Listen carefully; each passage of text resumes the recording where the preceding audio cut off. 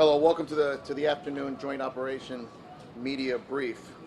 Our first speaker of the day is going to be Miami-Dade County Mayor Honorable Daniella Levine Cava.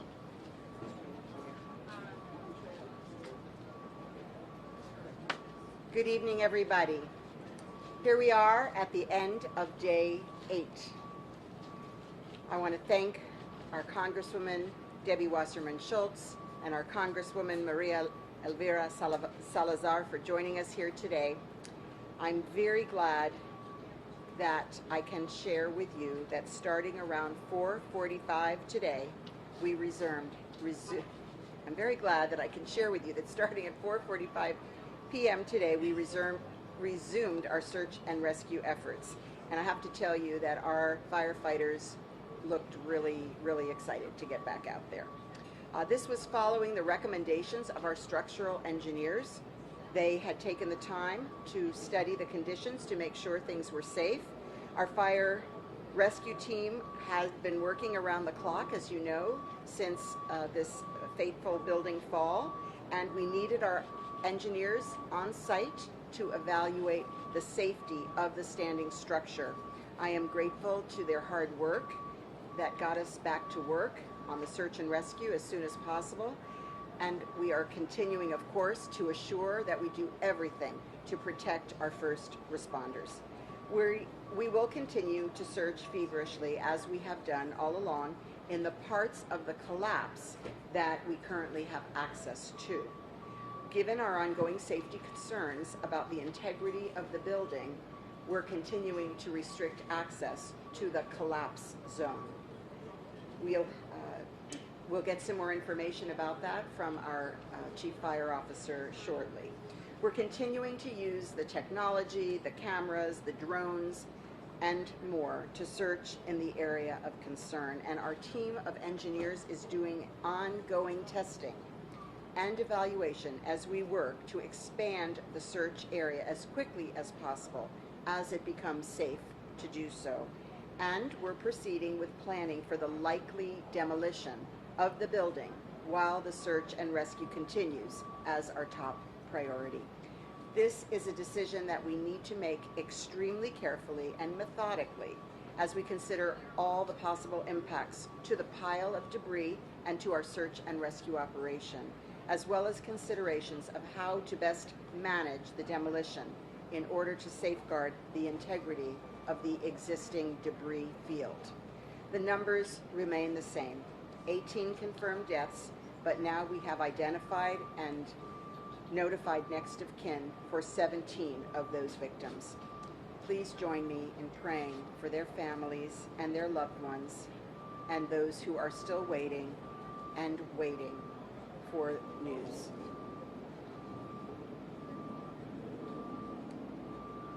We're also continuing to closely monitor the progress of our tropical storm Elsa, and the National Weather Service will be here tomorrow on site to brief our team.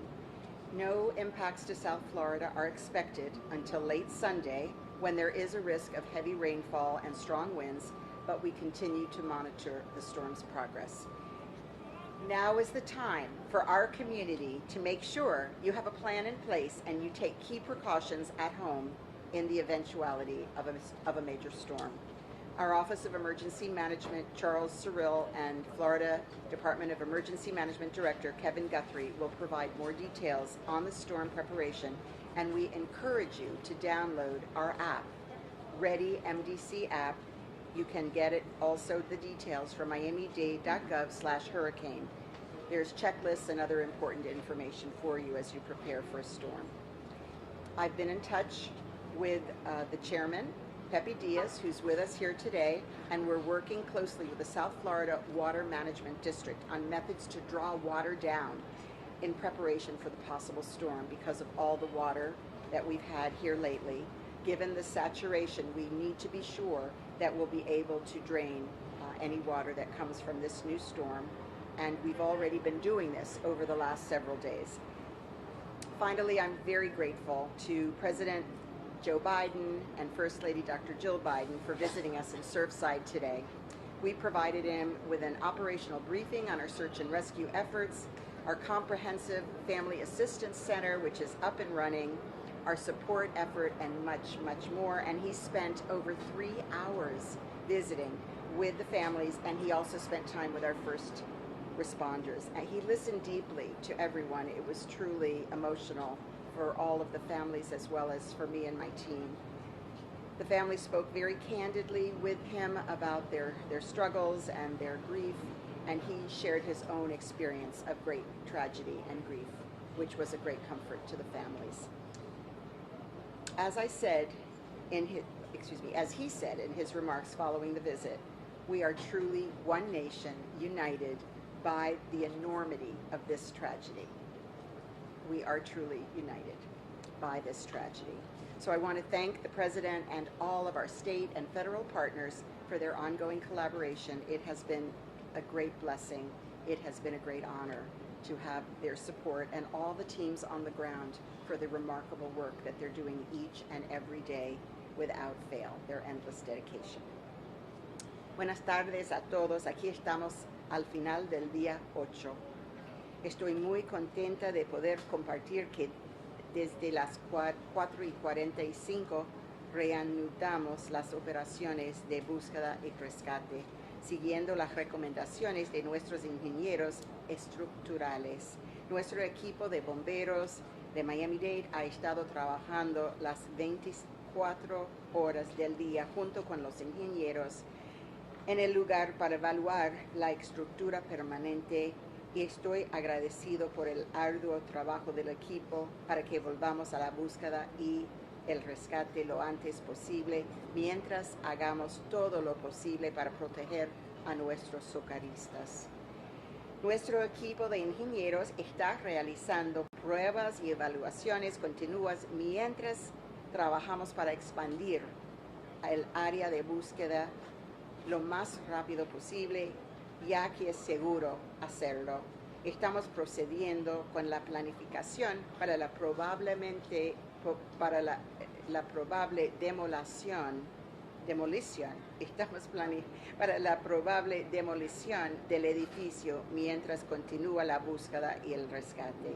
Esta es una decisión que debemos tomar de manera extremadamente cuidadosa y metódica, ya que consideramos todos los posibles impactos a la pila de escombros y a nuestra operación de búsqueda y rescate, así como también consideramos cómo manejar mejor la demolición para salvaguardar la integridad del campo de escombros existente.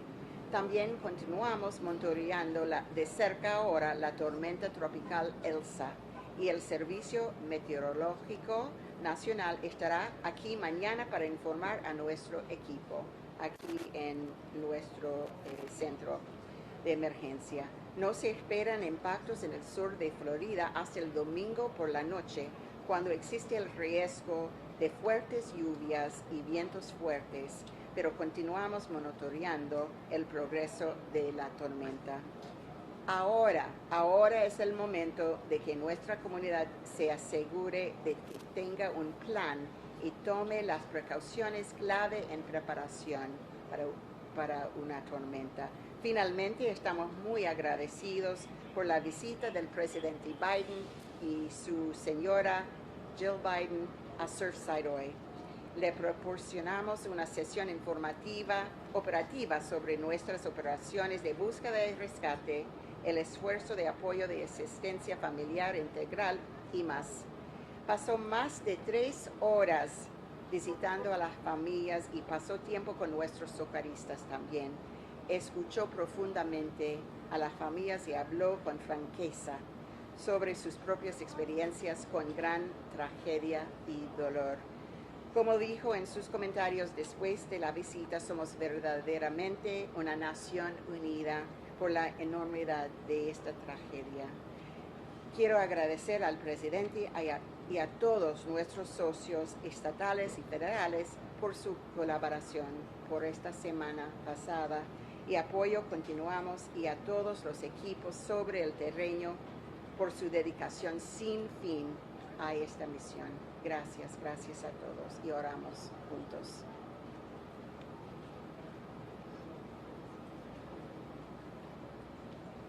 Thank you, Madam Mayor. I welcome Congresswoman Debbie Wasserman Schultz. Thank you so much. Madam Mayor, I really want to continue to thank you and your entire team in Miami-Dade County, as well as Mayor Burkett and Surfside, for really the remarkable job you're doing under the most excruciatingly difficult circumstances, the likes of which we have not seen really anywhere in America, certainly not in modern times.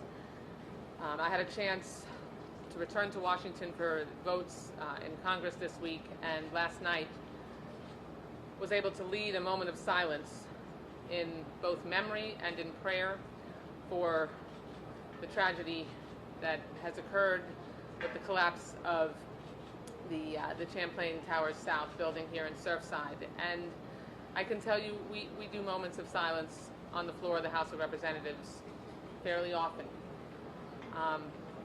This was an outpouring, and Congresswoman Salazar was mentioning it to me as well, the outpouring of love and prayer and hope from our colleagues all across the country was palpable. We had our entire Florida delegation stand together. We had members who were so silent you could hear a pin drop, and then for a number of minutes following the end of the moment of silence, just embracing one another. And that's what we need right now. And it's what was able to happen today with the visit of President Biden. President Biden is known for his empathy, and as the mayor mentioned, he had the chance to share his own horrendous experience with tragedy throughout much of his adult life. And so he immediately connected with the families that were there to listen to him and who needed to hear from the leader of our nation about the things that he was prepared to commit to, and where he linked arms with all of the elected officials that represent this community and said, "We will be with you every step of the way." That was such a critically important message. He's already mobilized FEMA. He committed today to cover 100% of the expenses for the reimbursements that will be necessary given the deficits that many of our local governments that are going to be facing. That confidence, that safety net was so critical. I, starting today, opened a mobile district office in the Family Assistance Center so that my staff district staff could be on the ground to help be responsive to my constituents, because as I did today and have since the tragedy began last Thursday, in talking with these families, we know that there is an immediate crisis where obviously the search and rescue continues and making sure that this area is kept safe, but we know we are going to have a number of long haul issues where families I talked with today said they're getting dinged by their mortgage companies already when they don't have a residence anymore, and they're being dinged to pay their mortgage. So we're going to go back and we're going to work on some legislation to try to make sure that we can give them some forgiveness and make sure that people who have already been broken into pieces are not fully shattered in the rest of their lives too. That's going to be so incredibly important. Again, continuing to thread humanity throughout this entire response is so important, because so often we get buried in bureaucracy, and the president and all of today and all of the elected officials, the two mayors, myself, our two U.S. senators, the governor, we promised them that we would be with them all the way to the end. And having a chance to hear from President Biden and watching him sit knee to knee with so many of these families who are just heartsick, I saw really how it helped give them the kind of solace that they're going to need reinforced every day until we help them get through this. And really, we know that they'll never fully get through it, but we'll be there to hold them up, to lift them up for as long as they need us. Thank you so much. Thank you, Congresswoman. Division Director for Office of Emergency Management, Deputy Incident Commander Charles Saru.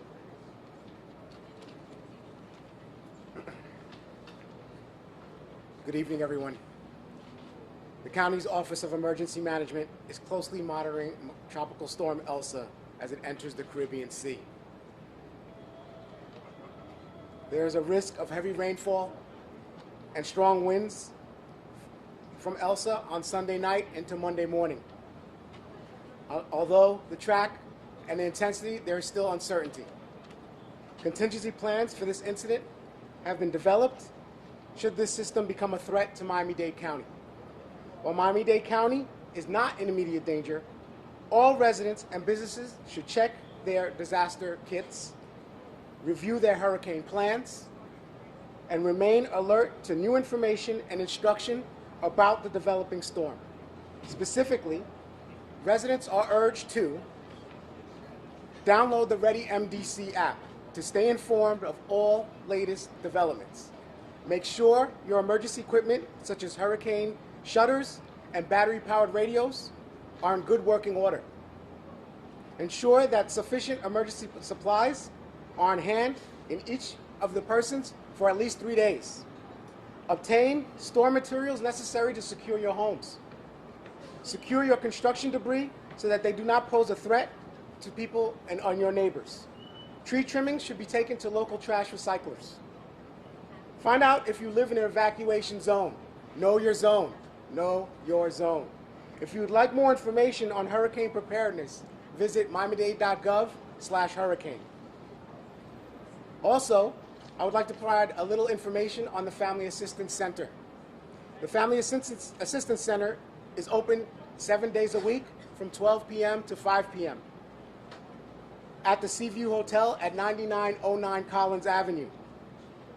We have 26 organizations there prepared to provide family services, social services, economic assistance, and a host of other services to our survivors and their family members and their neighbors. Today, we served 16 families. And as I mentioned, it is open 7 days a week. Thank you. Have a good evening. Thank you, sir. Miami-Dade Fire Rescue Director of Media and Public Relations, Erica Benitez, for Spanish. Muy buenas noches. En este momento, la Oficina de Manejo de Emergencia del Condado está monitoreando de cerca la tormenta tropical Elsa, la cual ingresa al Mar Caribe y se dirige hacia el sur de la Florida. Existe el riesgo de fuertes lluvias y vientos fuertes de esta tormenta, pero no esperamos tener un impacto directo por ahora. Ahora se está desarrollando planes de contingencia para este incidente en caso de que el sistema se convierta en una amenaza para el condado de Miami-Dade. Si bien inmediatamente todos los residentes y negocios deben revisar sus planes de emergencia inmediatamente, tener listos sus equipos para desastres, revisar sus planes para huracanes y permanecer alerta en cuanto al desarrollo de esta información.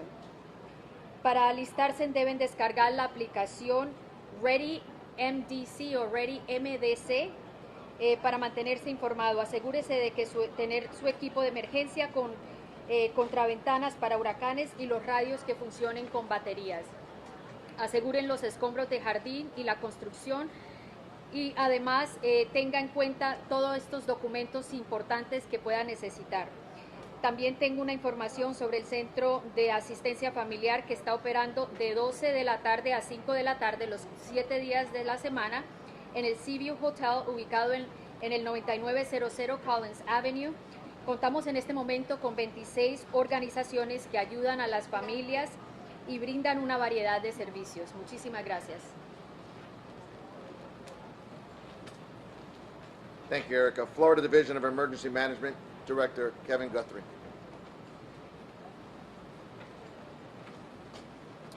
Good evening. I know it's already been said, but I will reiterate that earlier today we had a great meeting with President Joe Biden and provided a comprehensive update on our continued efforts here at Surfside. I'm happy to announce that today our federal partners at FEMA let us know that the division has received $20.5 million to support ongoing response efforts here at Surfside. Now that the President has included 100% for the first 30 days, we should receive an additional $4 to $5 million on that 20.5.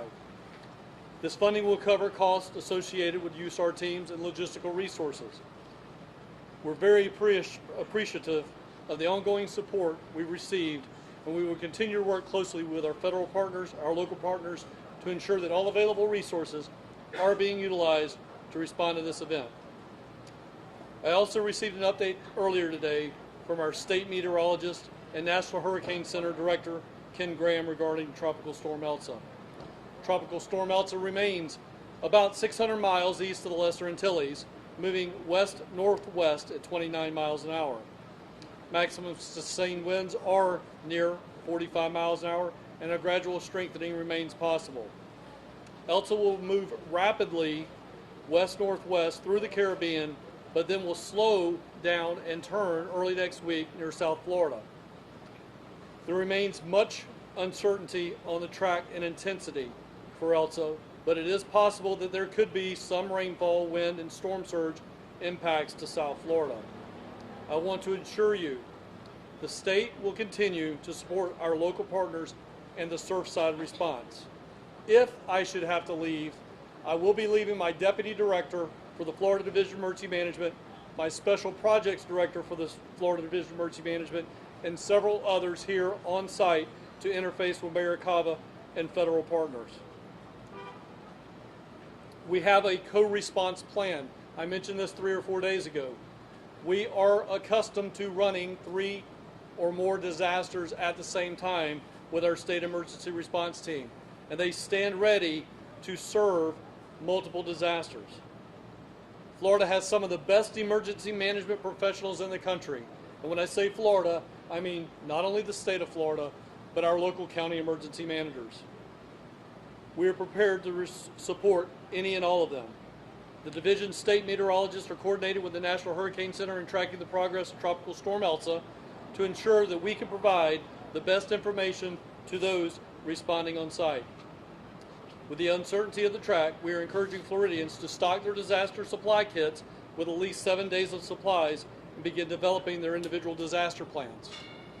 As Tropical Storm Elsa will impact most likely somewhere on the west coast between South Florida, Naples, all the way up to and including the Big Bend area, I would ask all Floridians along that coast to please listen to your local emergency management official on any evacuation orders. Again, as Charles has stood up here and say, know your zone. We also have a slogan, know your home. So please know your zone and know your home. For instance, if you live in manufactured housing, mobile homes, please heed the warnings to evacuate. I asked Ken Graham if there was anything that he wanted me to mention while we have an international audience. And he wanted me to mention that he would like for all of those countries in the Caribbean to please listen and stay tuned to what is going on, and also for them to prepare a plan and be ready for what's to come. Thank you. Thank you, Director. Surfside Mayor Charles Burkett. Good evening. I'm going to touch on a couple subjects tonight. The first one is the logistical nightmare that we had today with President Biden traffic-wise. That went off without a glitch because of the direction of Director Freddie Ramirez and his team. It was smooth. There was no great impacts to Surfside, and everything went fantastic. And that's on top of managing the catastrophe that we're currently undergoing. Thank you, Director. This morning, when I visit the site, as I usually do, I was, as you probably know, pretty surprised to see that there was absolutely nobody there. I soon found out that there were issues. We're going to discuss those issues later on, as Mayor Cava said, but I do want to thank Mayor Cava sincerely for working as hard as she did to restart the effort, because, you know, minutes and hours matter and lives are at stake, and, you know, her efforts are not only appreciated by me, the residents of Surfside, but the families who are suffering unimaginable distress knowing that the minutes and the hours were ticking by. But the good news is I was back over there probably at 5 o'clock, and I observed almost full strength to what I'm normally accustomed to seeing over there. There was a lot of activity, a lot of energy, and I think that all of our rescue workers were very excited to get back on that debris pile. Next, I was fortunate to be invited to visit with the President today. We had 3 different sessions. The first session was a small group of elected officials, which included our senators, Debbie Wasserman Schultz, Mayor Cava, and others. And we told the President about what we were doing here, what the challenges we were facing. And I've got to tell you, the President was all ears. He was very engaged. He was very concerned about whether or not we were getting what we needed. And he further pledged to basically, in so many words, give us whatever we needed. So that was reassuring. But the best part of that meeting was the moment where I shared with him the story of the 12-year-old girl who was praying next to the pile about her missing father, and her desire to meet with him and talk with him. When I passed him the picture of the 12-year-old girl, he immediately said, "Bring her to me." I arranged for her to be brought. The President embraced her, gave her words of comfort, and was grandfatherly and wonderful to her, and it actually made her day. So that sort of tied up the whole story in a nice bow. I was very happy to hear that. The President also greeted the first responders, gave them words of encouragement and thanks, and most importantly, he was with the families and literally went around to every single table of every family that was in the room and spoke to each and every one of them. So for that, Mr. President, thank you for doing your job. Thank you for serving your citizens. Thank you for serving Dade County, Surfside, in the state of Florida. You've done what you promised to do, and we all thank you. Thank you, Mr. Mayor. Miami-Dade Fire Rescue Chief Alan Comiskey. Good evening. A short-term re-engagement plan was created, vetted, and approved by the FEMA Incident Support Team and the MDFR Incident Management Team. Search and Rescue Branch Directors and MDFR Incident Management Team Ops Chiefs, in coordination with the Structural Specialists, created a Search and Rescue Operations Re-engagement Plan. All task force leaders and division group supervisors and heavy equipment operators were briefed on the plan, and operations resumed at 4:45. The operations have resumed with safety mitigation measures in place to maintain the safety and accountability of all personnel. At this time, rescue squads will be working in 3 of the 9 grids: B3, D2, and G3. Additional engagement in other grids will be reassessed in future operational periods.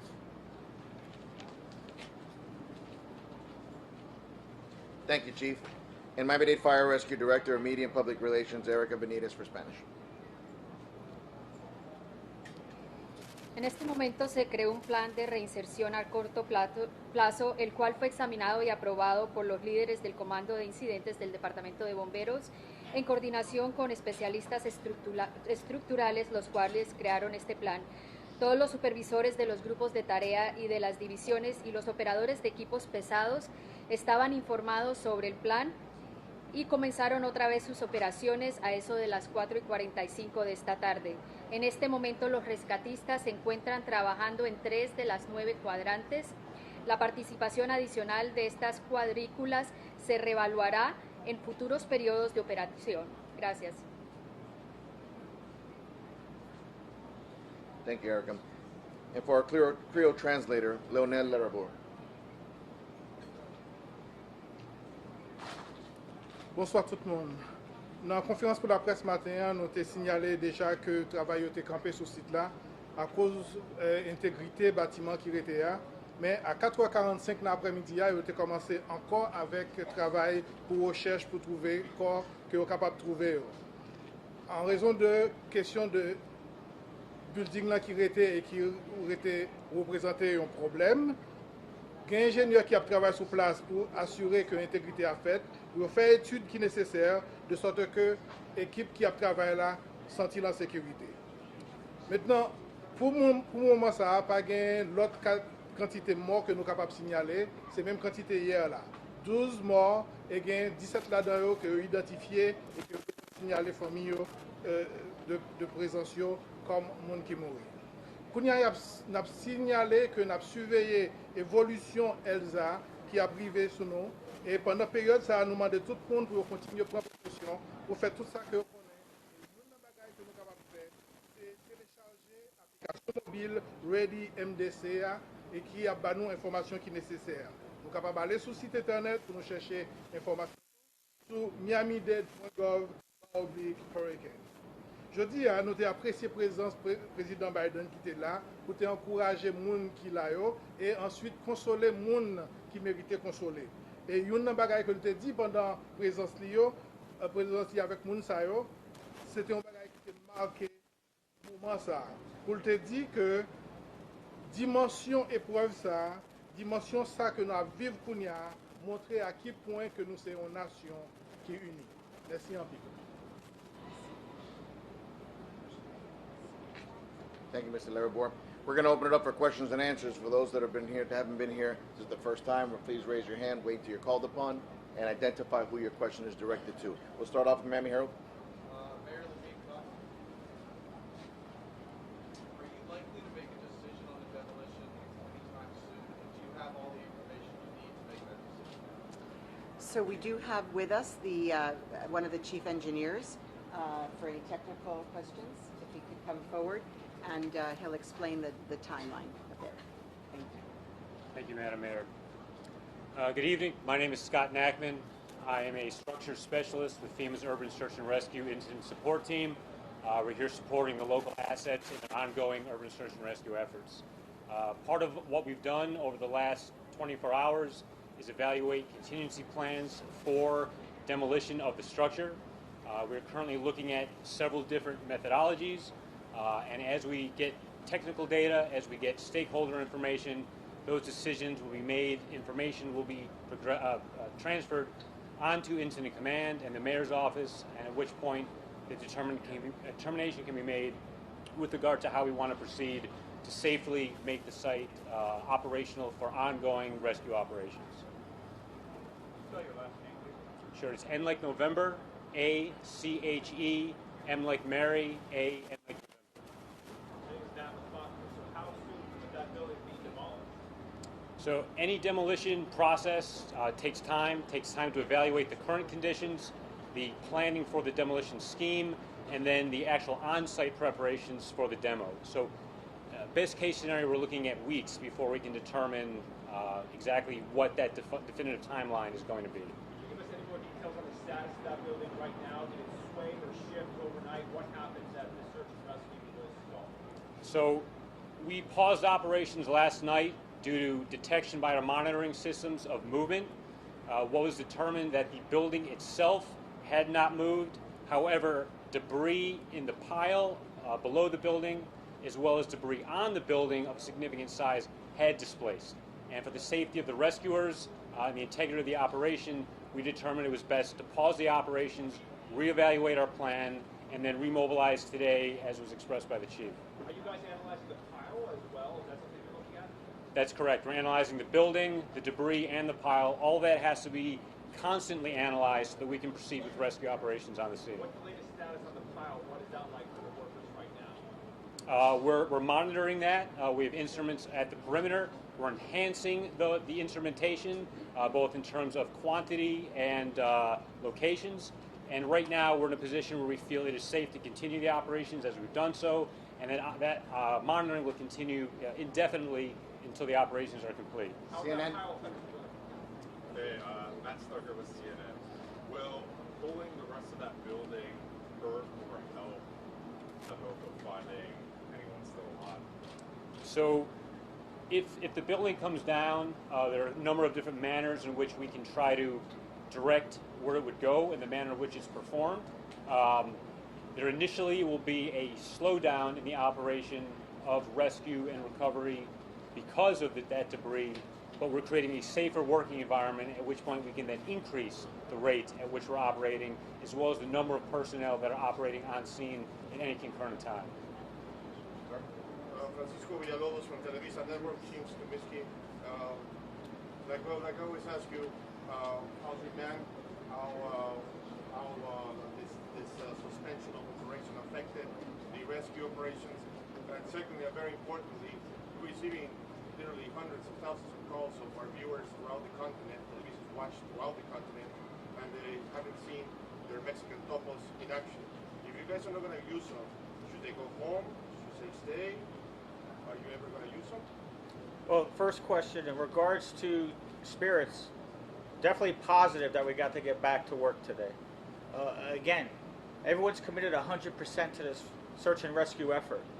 So even though it's a lot of hard work and effort that we've been putting in, it's just as difficult sitting around. Everyone wants to be on that mountain, or that debris, I should say, I'm sorry. So it's difficult. We're very proud that we got back to work today, and it's going to be a process, like I've been saying all along. So it's a process with our search and rescue effort, but I'm glad that we're implementing underway again. In regards to any international teams, Los Tobos, we're not going to allow anyone at this time, due to the circumstances where we're at, due to the recent changes, it just wouldn't be safe. So, and the responsibility of where we're at, and it's not safe at all, is how I should say it. But it's our responsibility here for our brave men and women, all our state assets, as well as our federal assets that are here as well. And that's got to be our primary responsibility. So they should go back. We're going to go with you here and followed over here. The last two questions. Ma'am?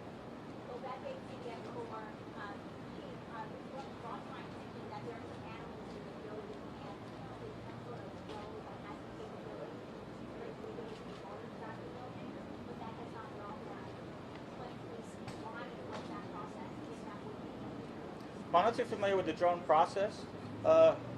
We definitely searched the building. So we did a primary and secondary search of the building, as well as a tertiary search. So we went through that building 3 times, which is remarkable that we did that. None of the times did we find any pets or anything going through. So the drone concept will evaluate, depending, we have more monitors now, more engineers looking at the structure, so depending if they feel safe and it's a possibility, might be something to explore.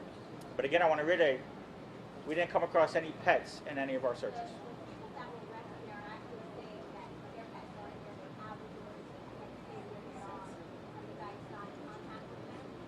Yes, we've made contact with several individuals advising where they were.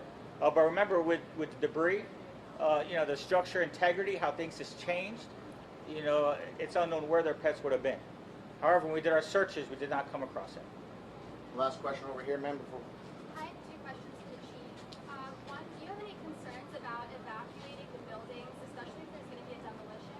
And secondly, we've heard that there's a possible outbreak of COVID among rescue workers. Can you speak to that? Is there an outbreak of cases? In regards to COVID, we've had a few cases. So we're monitoring. We have our medical plan in place. This is something that we've been dealing with for the past year. So now, unfortunately, it's transitioned, within our work environment here.